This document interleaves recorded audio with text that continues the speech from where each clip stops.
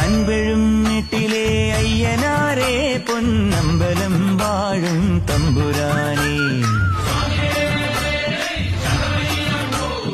അൻപഴും വീട്ടിലെ അയ്യനാരേ പൊന്നമ്പലം വാഴും തമ്പുരാനേ പന്തളം തന്നിലെ പൈതലേ പണ്ടു നീ കല്ലിടാം കുന്നിലെ അംഗമോടന്നു നീ മഹിഷിക്കോ പരലോകം നൽകിടുന്നു നീ